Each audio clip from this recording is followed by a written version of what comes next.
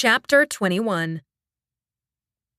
In an attempt to cover up for our late-night escapade, Korth claimed that he had been testing the dumbwaiter's load-bearing capacity the previous evening when he couldn't sleep, and broke it during one of his experiments. It took him so long to explain to the staff that by the time he would have been free to take me on our regular walk, his meetings for the day had already begun. "He said he will take you on a walk this afternoon," Tess said, dragging her feet as she flopped down in an armchair with a stack of papers in her lap. Her forehead was creased with lines as she reviewed some of the written testimonies given as evidence for the trial. She was too young to have been exposed to the harsh realities of the world already. Tess should have had many more years of a carefree childhood, but no. Just as I had been, she was thrust into the dark world's underbelly. Just as I had been born to help instigate a civil war, she had been born to rule. "How's the trial coming along?" I probed gently. Tess chewed on her lower lip. "Everyone says Peter did all these terrible things. Even he says so. My tutor told me that usually the accused will deny what they did, even if it's true." "An honest murderer. That's something new," I joked, attempting to get Tess to smile again, but I was disappointed. Her pensive frown deepened. "Do you think people deserve second chances?" she asked, her dark eyes large with concern. I thought of Odette and of all the heartache, sorrow, and suffering that she and her father had caused. "No, I don't. People ought to pay for their crimes. If people have suffered because of a criminal, that criminal should be brought to justice. Because no one should suffer." "Really? Have you never done anything bad?" An icy hand clutched at my heart and my jaw clamped shut as I turned my thoughts away from Odette. I'd fed information to an underground rebellion my entire life. I'd committed crimes, yes, but only necessary ones.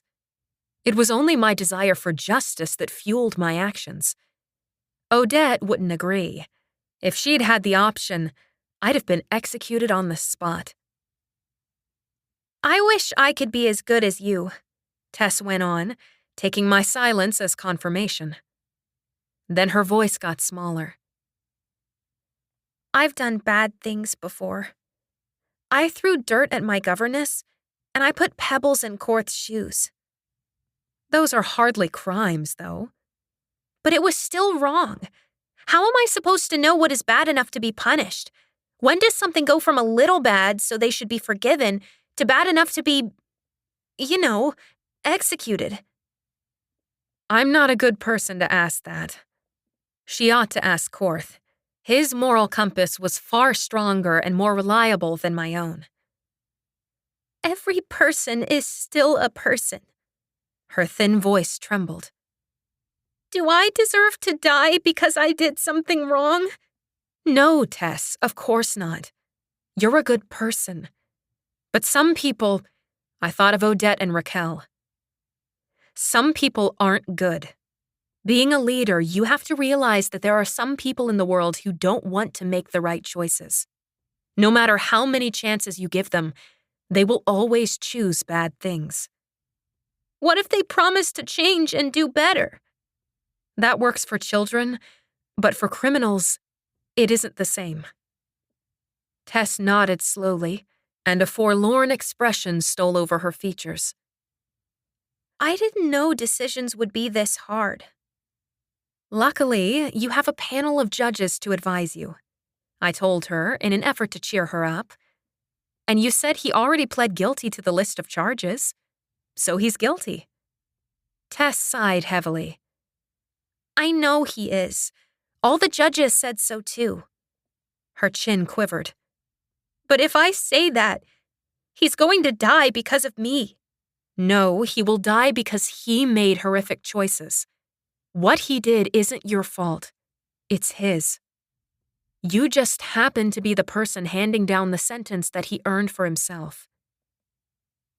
Tess continued to stare at the documents in her hands. Names, many names, were signed at the bottom, Captain James Hook, Tinkerbell, and several others, all testifying that Peter Pan had committed the lengthy list of atrocities he'd been charged with. There was kidnapping children, imprisonment, abuse, murder. The list went on and on. I thought back to Odette. She had taken children, forced them into servitude, imprisoned those who couldn't pay taxes, and I'd seen her order the flogging of servants before. I'd sustained several lashings of my own at her command, and my back still bore the scars to prove it. While she may seem naive and foolish to some, I knew she could be cruel and ruthless when left unchecked. "Trust me, Tess," I told her seriously. "People like Peter Pan, they deserved to be punished." After Tess left, her voice echoed in my mind long after her footsteps had faded. "Have you never done anything bad?" I couldn't even count my own crimes. But those were justified.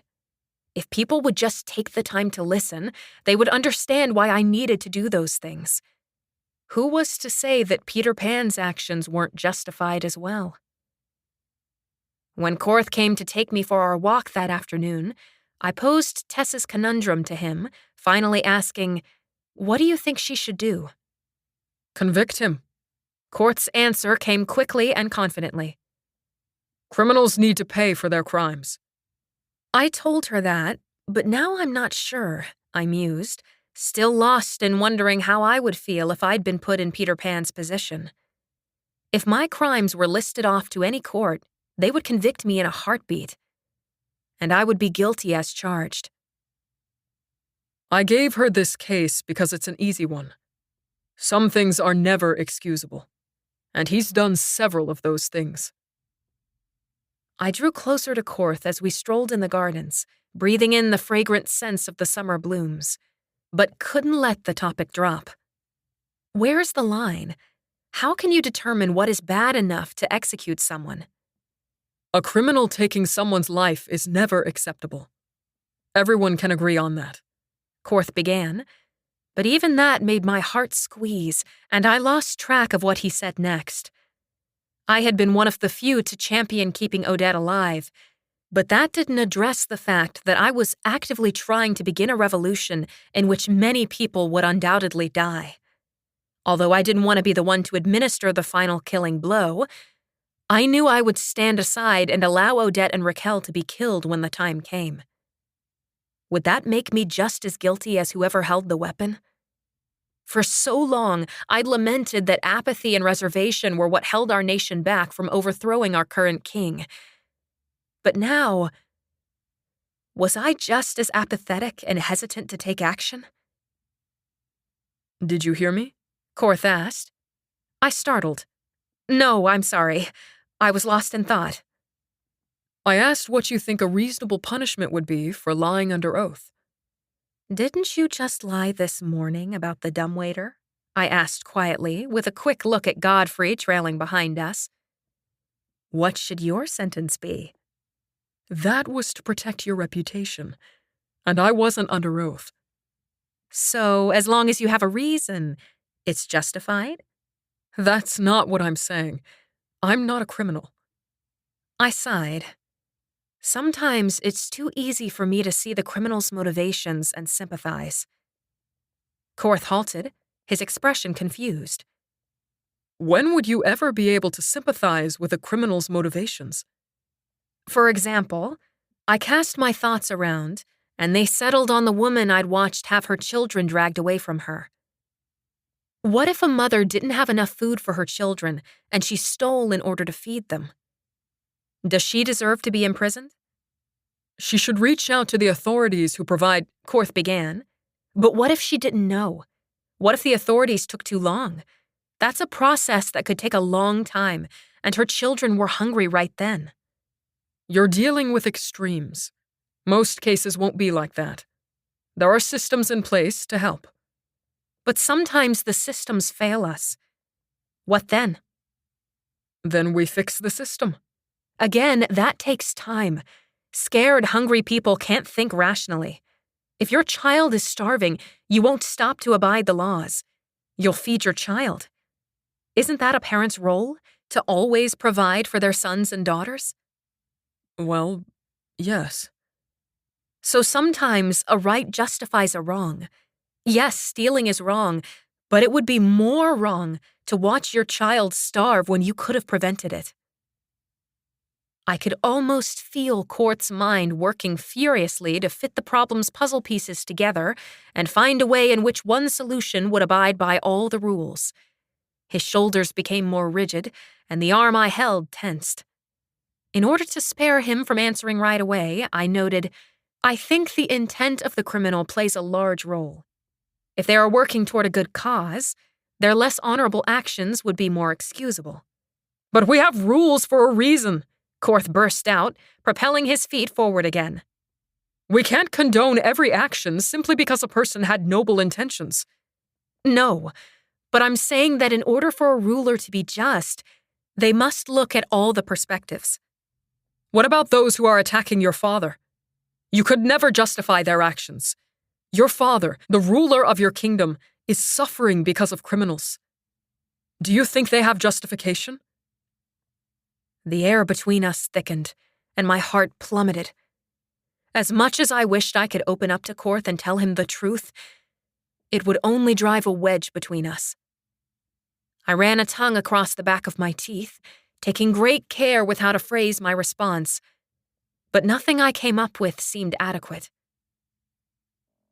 You see? Korth's tone softened. Some people cannot be forgiven. Those who rebelled in your kingdom, Peter Pan, those people already chose their fate long ago, and they knew the consequences when they committed their crimes. My throat closed up. You're right, I whispered. They all knew exactly what they were doing. He would never understand. I was finalizing some wedding details that evening when I heard an outburst just outside my door. You mean he went free? Korth's heated voice permeated the walls. As the servants hurried out with my final choices of flower arrangements and seating assignments, the door was open, so the next bit of conversation drifted in. Life in prison is hardly walking away free, but he wasn't sentenced to execution, no. Godfrey's droning voice would normally put me to sleep, but talk of an execution had me instantly alert. She heard all the evidence against him, didn't she? Korth sounded much more upset than I had ever heard him before, even more upset than he had been during our brief argument earlier, and I inclined my ear to the open door. Korth and Godfrey were in the hallway beyond, trying to keep their voices low, but failing as tension rose. All week, Your Majesty. She said it would be unjust to sentence a child to death, no matter his crimes. He's not a child, though, Korth growled. This was supposed to be a simple case. Peter Pan deserves to die for what he's done. He even admitted it. I'm sorry, Your Highness. I'm simply relaying the information I was sent to pass on. Korth let out an irritated huff. I know. After several deep breaths, he went on. Send for Tess.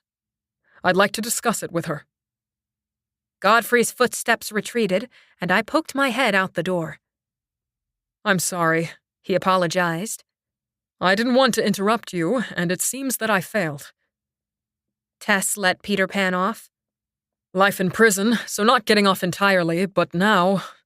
He sighed heavily. I thought this would be a simple case for her.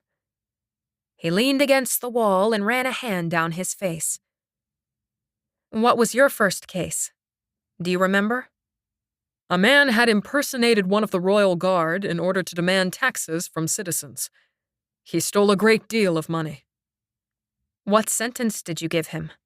Surely not death. No, Korth agreed. He had to repay what he had taken, and served 5 years in a workhouse.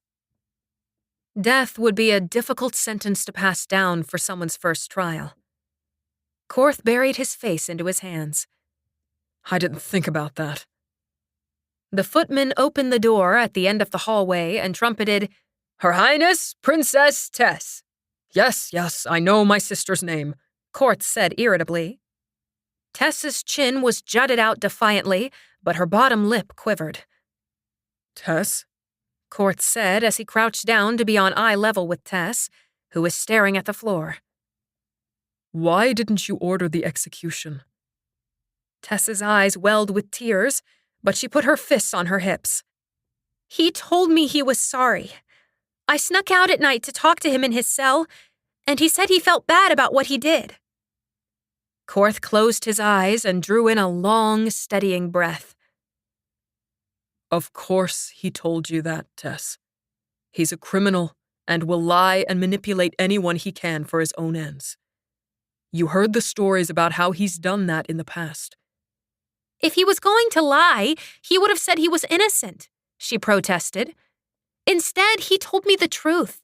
He said he knew what he did was wrong and that he's sorry. Korth pinched the bridge of his nose. The veins on his temple throbbed as blood pulsed through them. Tess, he said in a voice of forced calm, I know you're trying to be kind, but this is actually a worse sentence for him. Now he will have a lifetime of loneliness and isolation in a prison cell. It would have been a kinder fate to spare him from the suffering. Tess's forehead puckered. I didn't think of that, she admitted slowly. But isn't that a fitting punishment if he held those other boys hostage for a long time? Korth tilted his head to one side, considering. Perhaps so, he conceded.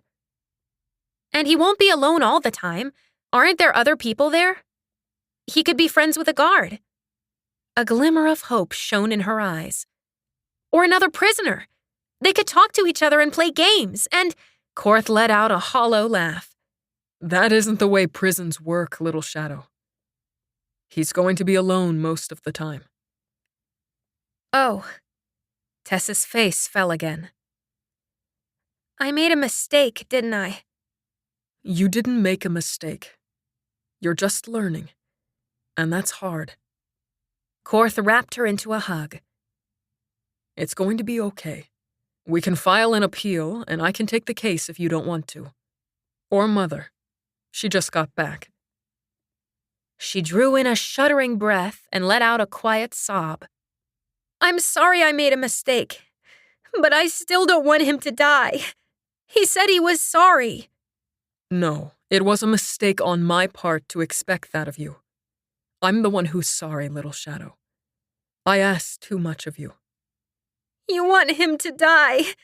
Tears trickled down Tess's face. I never want anyone to die. But a person like that, he's a criminal who knowingly committed atrocities. He harmed other people on purpose, and we can't have anyone like that going free.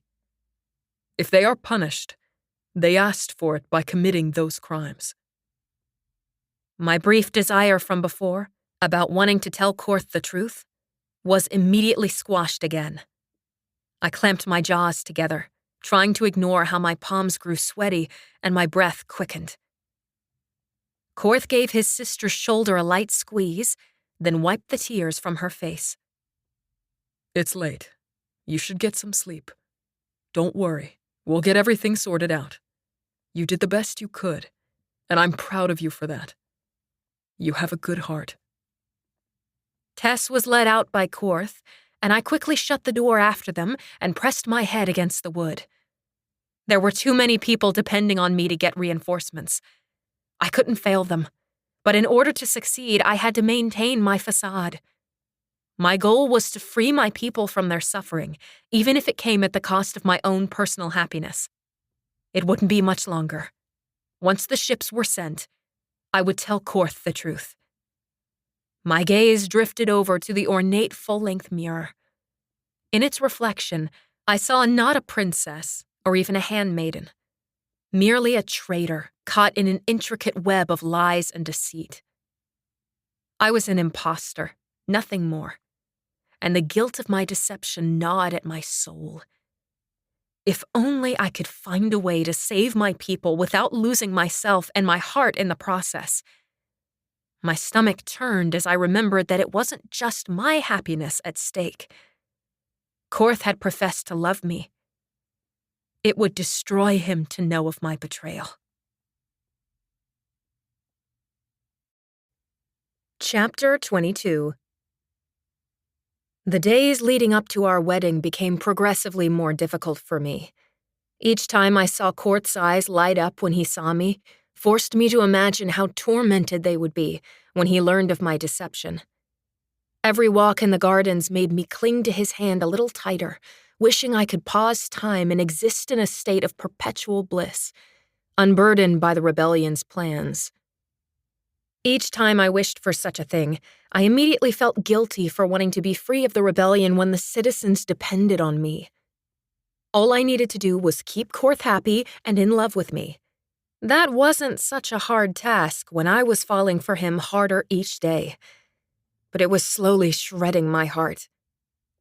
All the time I was waiting for a message from the rebellion, or even from King Raquel himself, gloating about our failed coup. Anything would have been better than the endless waiting game. I love you, Korth said, for what felt like the 8th time that day. Each time was said with more fervor than the last, and with each subsequent profession of love, I wanted to curl up from shame. My entire life I had planned for a mission such as this, and I was succeeding. So why did I feel like such a failure? You said on the night of the masquerade that you would love me unconditionally. The sour, twisted feeling in my stomach nodded. We talked about this before. Unconditional loving is what all married couples should do. I chewed my tongue. The only unconditional love I've ever seen is that of a parent for a child. Even murderers and thieves have parents who still love them, even if they are disappointed in their actions. Anyone can choose to love unconditionally. Would you love me even if I weren't a princess? I asked, trying to keep my tone light and playful. Korth laughed. A question that's inconsequential, given that you are. But what if? Grinning from ear to ear, Korth responded, Of course. Would you still love me if I were a farmer? Naturally. You would be a very handsome farmer. What if I was... I bit my lip. A spy. It would be easy for you to coax all my secrets from me then, wouldn't it? His words fell like nails in the coffin of my conscience, and I swallowed my response like a bitter medicine. Love made my deceit a consuming, agonizing burden I wasn't strong enough to carry on my own anymore. Korth rubbed his thumb in distracting circles on my palm. My love for you has no conditions. Godfrey trailed behind us, watching us with those baleful eyes. As we crossed the topmost crest of a bridge that spanned the small stream leading to the lake, Korth silently raised my hand and pressed his lips against the back of my knuckles. We exchanged conspiratorial looks, relishing the fact that Godfrey had no way of knowing the tradition Korth and I now shared. I would never be able to look at another bridge again once I left Haven Harbor. Could I tell Korth? Was his love for me strong enough to overcome anything else? Korth, I wanted to tell you— Your Highness! A servant hurried toward us.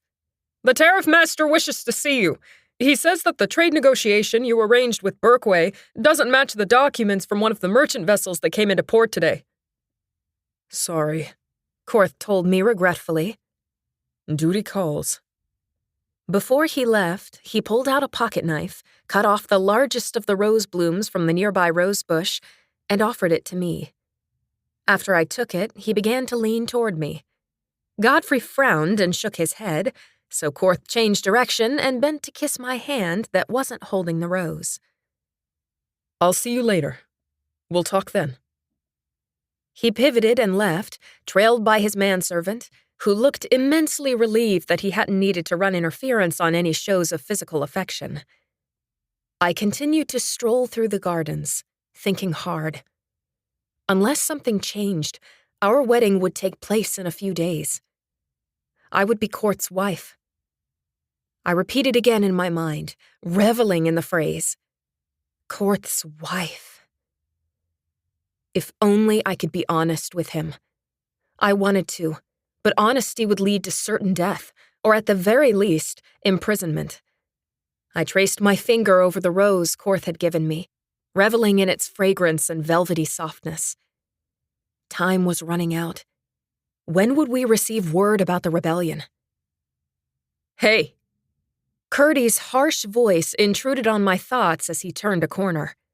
Dark bags under his eyes showed just how sleep-deprived he'd become, and the ripe smell of goose droppings lingered about his person.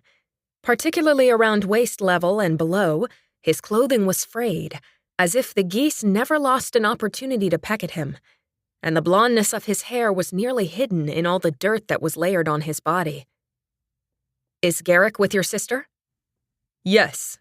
He is doing his job." The pointed inflection made me look up in surprise.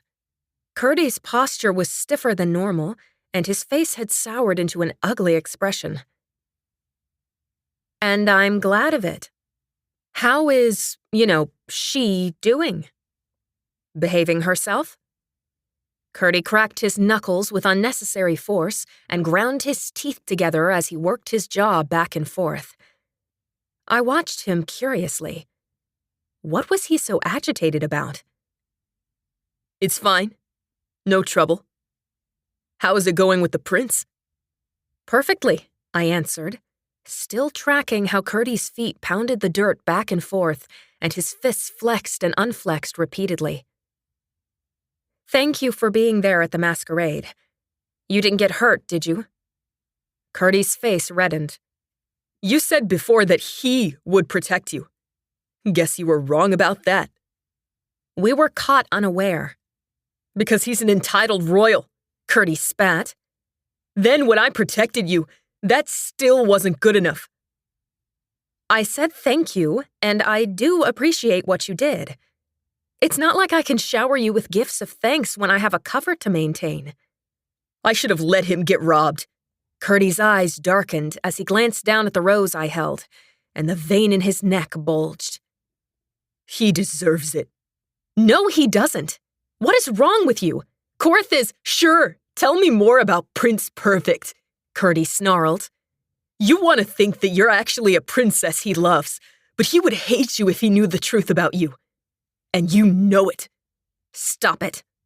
"It's true, though," he went on venomously. "All this time, when I've known the truth about you and was there for you, you wouldn't give me the time of day. And now you're throwing yourself at some rich snob. I guess you only ever cared about money." "Where is all this coming from?" I asked in frustration, trying to keep my voice low and glancing around to ensure that no gardeners were nearby. "You were kissing him during the night of mass festival," Curdy spat, sounding much more accusatory than was necessary. "I was. The whole point of me coming here was to get him to fall in love with me, remember? For just about any man, that will involve a certain amount of kissing. I'm just not sure why you felt compelled to watch." "You didn't have to do it so enthusiastically," he snapped. His cheeks burned bright red, and his eyebrows were so contracted that they formed a solid line. "Curdy, why are you so jealous? There has never been anything between us." "Jealous? I'm not jealous." Curdy's voice rose higher with every word he spoke. He cleared his throat. "Why would I be jealous? I just don't like you cozying up to him, that's all. He's the enemy, remember?" "No, he's not. Korth is—" "Ooh, it's still just Korth, is it? You haven't given each other revolting nicknames yet?" "You're being ridiculous." "At least I'm not being a hypocrite," he snarled. "More than you can say." "What are you talking about?" I couldn't prevent my temper getting the better of me. My blood pressure was rising every second we prolonged our conversation. "Here the rest of us are, carrying out all the dirty work while you lounge about, sitting on cushions and being the exact kind of royal scum you swore to overthrow. You haven't done anything but play kissy face with that prince from the moment you got here." "That was the entire point of me being in this position," I hissed. "I'm the one who knows enough about Odette's duties and habits that I can impersonate her without arousing suspicion. You're the one whose father is leading the rebellion, and he wanted to give you an easy job. Nepotism at its finest. That has nothing to do with it. I was the best person for the job, and I'm doing it well. I bet you are. I'm sure your oh-so-noble prince has you right where he wants you. What else do you do when you sneak off in the dead of night? I'm sure he gets lots of extra privileges from you when you are closeted together, doesn't he? Korth has been a perfect gentleman this whole time, and that's more than you can say. No wonder he can't tell you apart from the real princess. You're exactly like Odette. Smack. Before I could stop myself, I struck Kurdy across the face. I hadn't thought his face could get any redder than it had been, but a deep maroon in the shape of my hand rose on his cheek. The moment after I hit him, I put my hand up to my mouth, horrified by what I'd done. Kurdy grabbed my wrist and slammed it up against a stone statue. He made no effort to be gentle. It hurt. Let go!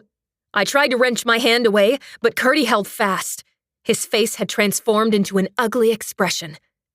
No, I'm done taking orders from you. Stop! You can't tell me what to do anymore.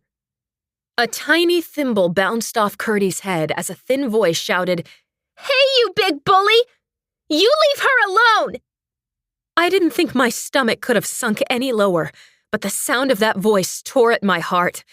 Sure enough, when I turned, I spotted Tess, her fists on her hips and feet splayed out as if she stood 7 feet tall, instead of her tiny youthful frame.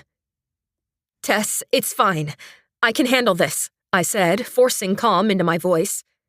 "My friend and I are having a little disagreement, is all." "If he's being mean to you, he isn't a friend at all." She glared at Kurdy for all she was worth.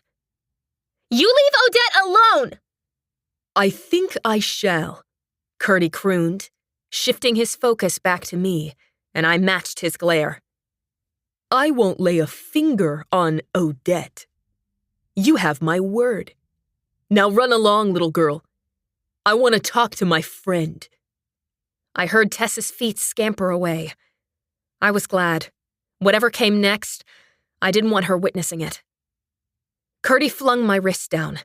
I massaged it, taking several steps back to distance myself from him, but he followed me, crowding me up against a wall.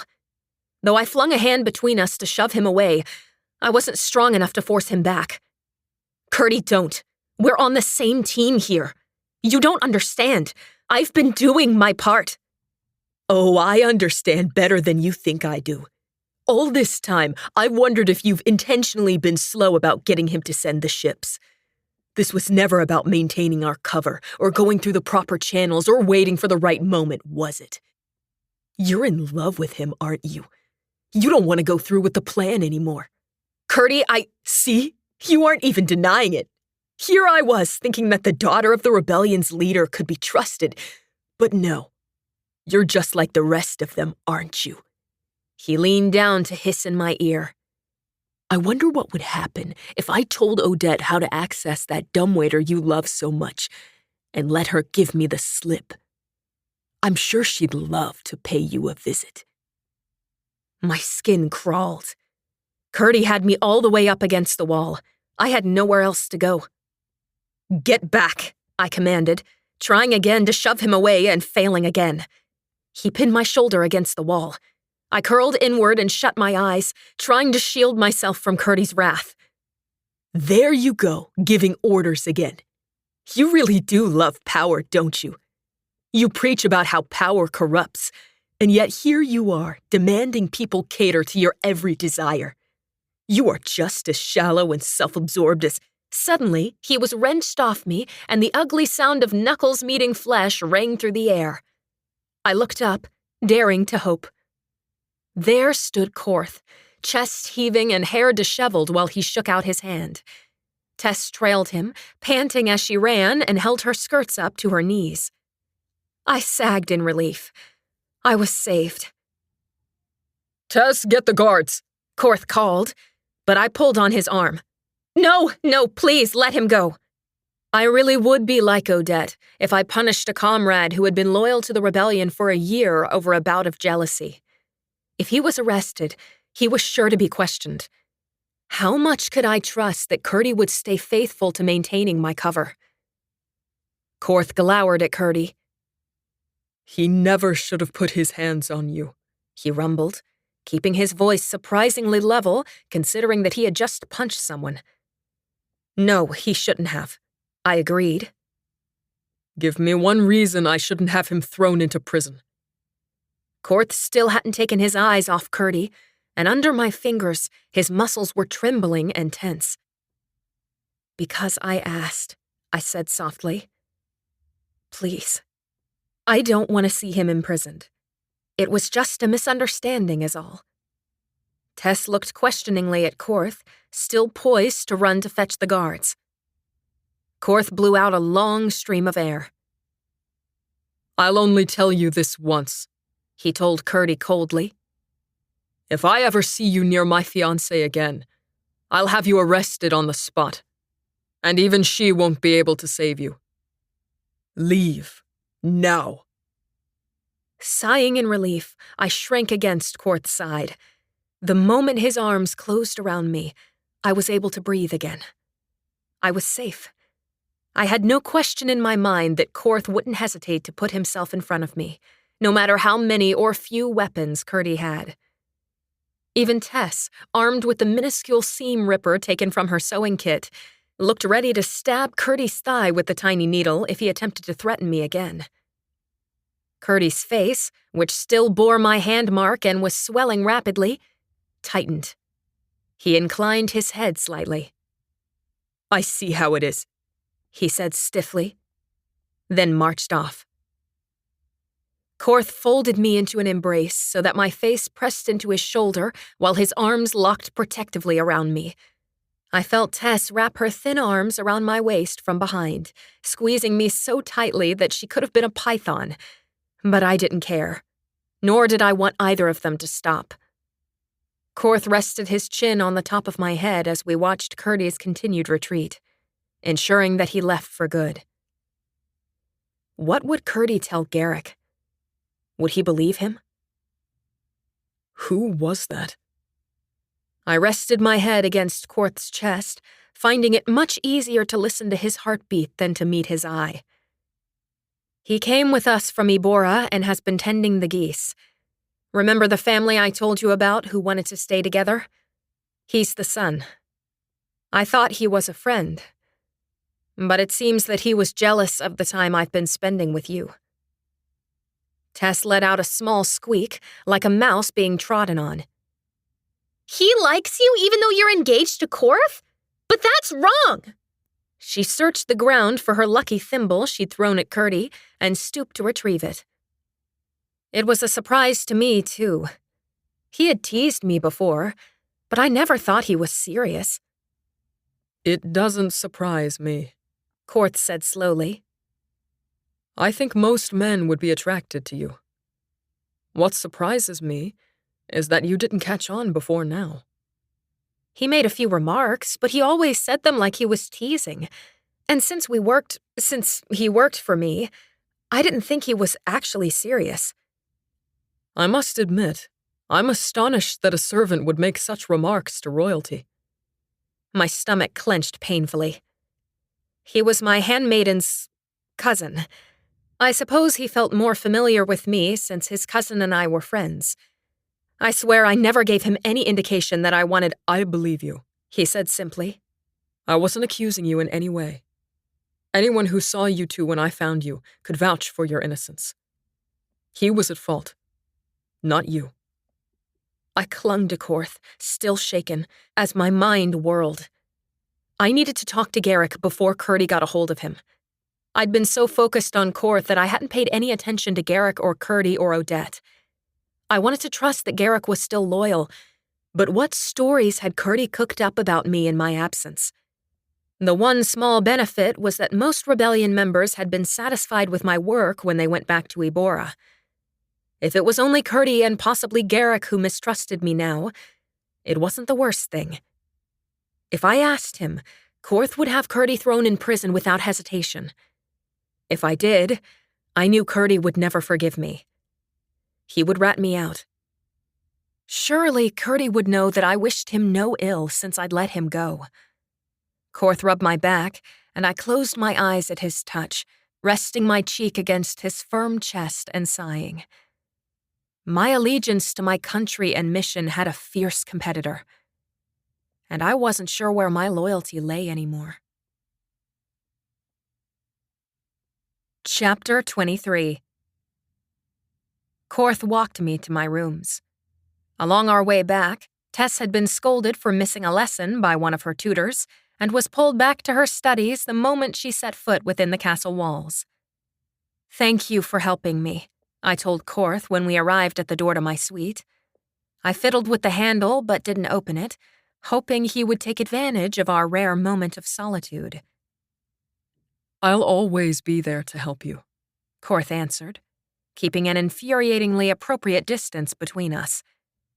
Godfrey would be aghast if he found us alone again. "Undoubtedly." "I wouldn't mind if you kissed me again." Korth's dimple became visible as the corners of his mouth turned upward.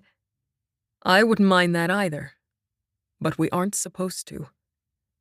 I teased the strings that hung down from Korth's laced-up tunic. I can think of a lot of things we aren't supposed to do that would still be enjoyable. Isn't that part of what makes it so enticing? "Rest assured that you are plenty enticing by yourself." I gave a mock gasp. "Prince Korth, are you flirting with me?" "I think I am." My gaze dropped down to study his mouth. I like it. I tried to coax him closer by pulling gently on his hands, but Korth resisted. "Anyone could walk around that corner and see us when we're out in the open like this." "Oh, are you trying to ask me to invite you into my rooms?" Korth's ears lit up again. "No, I would never." "Too bad." He shook his head. "You're determined to tempt me, aren't you?" "I wasn't aware that there was any limit to your ability to resist temptation." He chuckled softly. "Each day, I seem to discover anew just how difficult it is to maintain such endurance around you, particularly without a chaperone present." A voice interrupted our conversation, calling from down the hall. "Your Highness! Another missive just arrived from Ibora." Korth shot me an "I told you so" look and whispered, "My endurance lasts another day." The page boy bowed and offered a sealed envelope to me. I took it with a word of thanks, slit the wax seal, and scanned the page, holding it out so Korth could read as well. "My dearest Odette, as I pen these words, my heart aches with both pride and sorrow.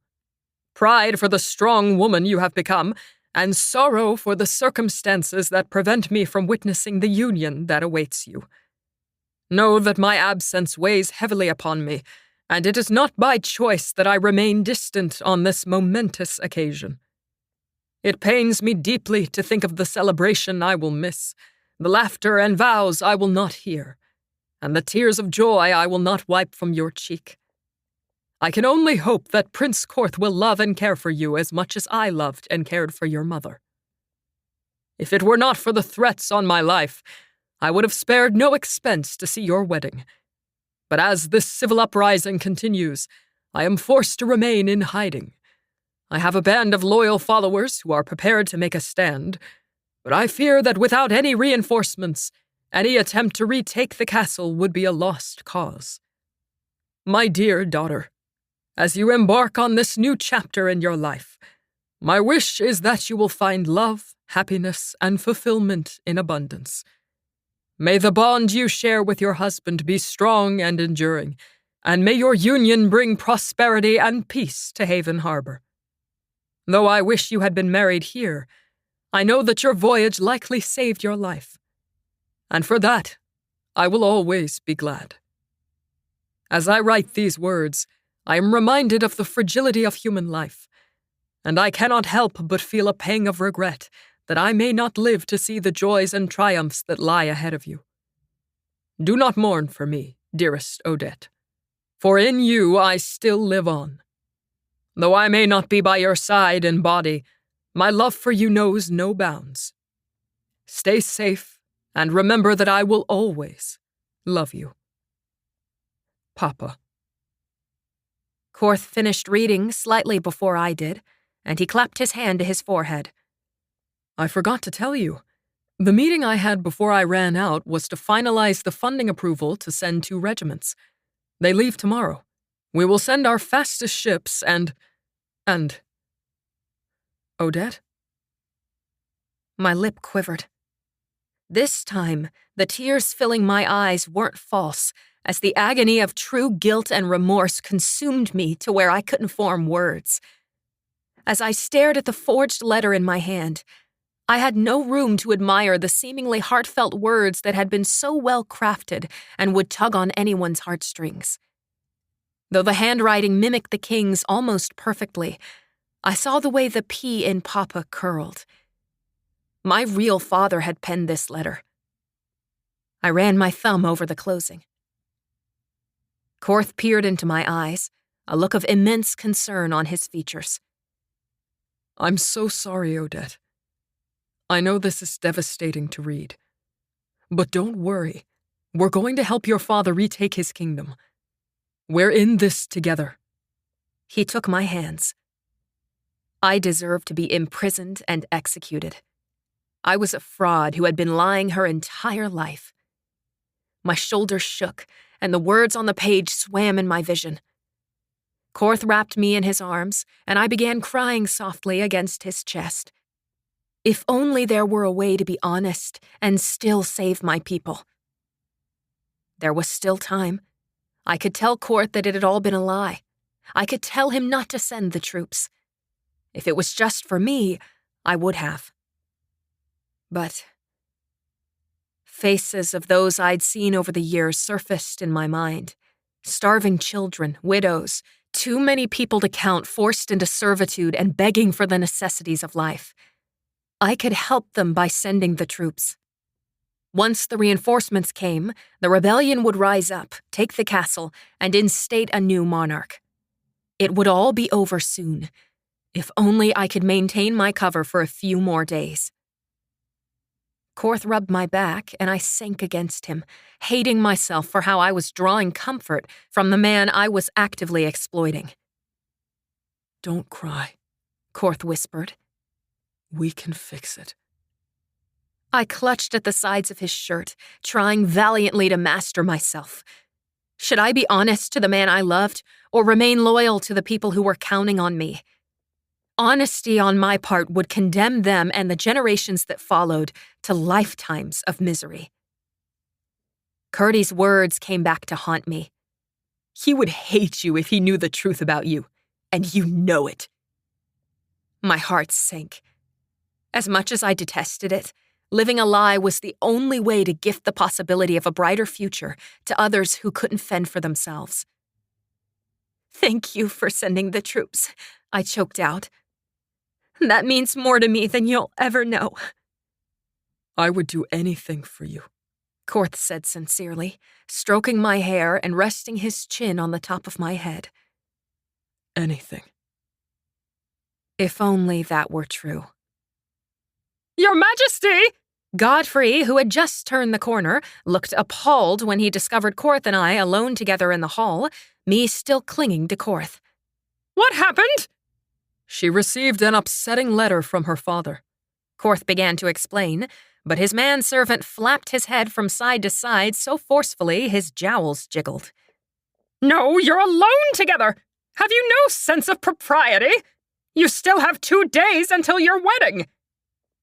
I'll let you go, I told him, peeling myself away and unable to look him in the eye. Thank you for everything you did today. Godfrey's eyes widened as he stared at Korth. What did you do? Korth looked just as irritated with his servant as I was when Korth refused to even bend the rules a little, but instead of amusement, I felt only shame. Calm down, nothing scandalous. We do have morals, you know. The gnawing pit in my stomach opened to reveal an endless dark abyss that threatened to swallow me whole. Perhaps Korth had morals, but I couldn't claim the same.